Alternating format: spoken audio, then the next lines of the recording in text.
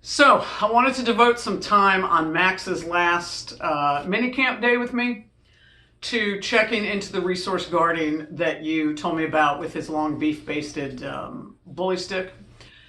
And I couldn't get him to growl at me, but I definitely could see guarding behavior. He had it, and when I put spatial pressure on him and got close to him, he would hunker down and close his body in over it and give me the side eye and whatnot. So he clearly has some guarding tendency, at least for high value things, baked into him. It's not environmental. He didn't learn to do it someplace. It's not true of every Cane Corso, but it's true. It doesn't matter about the breed. Some dogs just have it baked in. So what we want to do is, since you've caught it at this really early stage, we will dial back that which is already baked into him, these early signs of guarding. Dial that back with a little bit of rehab and then train him off into a new healthy direction. That's something that we will talk about when I see you, and something that I would prefer I do to get him off on the right track, and then I can hand the baton off to you and you can see him through in a better direction. But I would prefer that it be me who dials back the bad behavior and resets it. So, that being said, until I have the chance to work with him on this behavior, I want to make sure that you guys have some tools or strategy to address when he is hunkering down with something.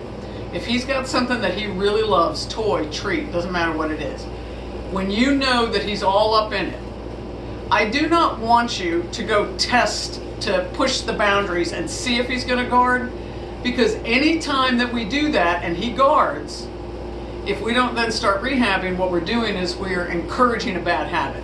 We're cultivating his bad habit. So I don't even want you to attempt to do those things. What I want you to focus on instead is, number one, safer for everybody. I do not think that at this stage in his life he's going to bite somebody.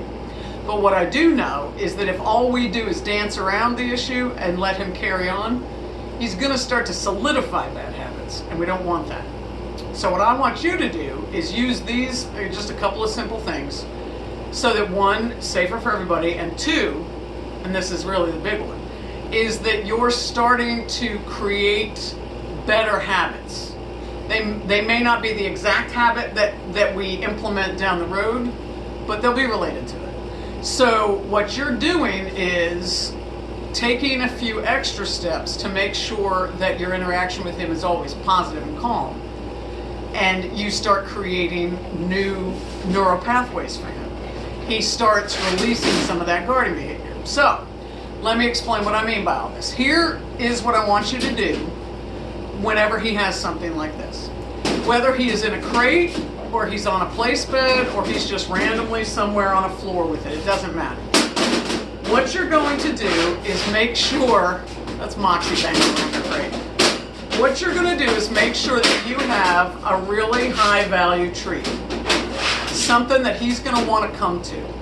And then you are going to use his recall to call him over to you. If he brings the item, that's fine. Most times he's going to leave the item because he knows you have something else. So you're going to call him to you. When he comes, reward him, congratulate him. And then you're going to tell him, depending on where you are in the room, you can either tell him wait and make him stay where he is. Or if the place is an option, which right now it's not because he's on that bed, but if you can put him in place, put him in place. The idea is that once you call him off of it, you want to give him a command that tells him, don't move. And then you're going to go get the thing. And then after you get the thing, you can release him and you put the thing up. So here we go. Let's do this. So I've got these treats. Try to stay on camera. Max, come. Maxie, come. I'm letting him know that I have a treat. Max, come. Yes, good boy. Sit. Good boy. Now notice that I didn't rush, and I didn't get all frustrated when he didn't come the first time, because he's crazy about this thing. Now, he went back to get it. Normally he wouldn't have had the chance, but because I'm talking to the video camera, he had some chance. Max, come. Yes, good boy. I'm letting him know I have a treat. I'm luring him. Good boy, Maxie. Okay, Max. Now he's a little bit off camera here. Let's see if we get, there he is. Maxie, come. Come. Yes, good boy. Here we go. Hey, Max. Maxie, come here. Good boy. Patience, patience. Maxie. I mean, he's not waiting a second to get this treat. Good boy. Max, wait. Wait. So you cannot see him, of course, because now he's off camera. Wait. Here he is. Good boy. Wait. Yes. And then I come back over here and I get the treat.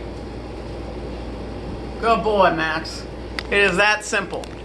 So that on that occasion I said wait. Now if the treat's over here we go. Let's try this in another way. We're going to give it to him over here. And he's going to take it back to the bed. Hey, Max. Come. Max, come. Come. This time he brought it and he dropped it down. Now, I am not going to reach down when he's dropped it right there. The idea here is you are creating distance between him and the thing. So if he comes over and drops it down like he's surrendering it to you, you're going to be tempted to be like, oh, good boy, and pick it up. Do not do that. Demand distance. If he throws it down, let him go. Let's try again. Max, come.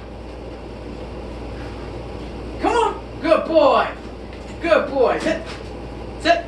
Let's go for the gold. Max, down. Down.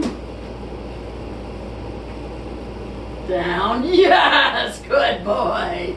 Good boy. Now wait. Wait. Good boy. Wait. So at no time am I going to let myself get into a race with him. When I told him wait on that one, he waited for a second and then he started to move. So I turned and addressed him. At no point do I just myself lunge for the toy to get it before him. If he starts making a move, I'm backing him up and then I'll go get it. I want him to be peacefully distant as he is right now from this tree. There it is. And it is mine. Okay? If you have any questions, call or text me.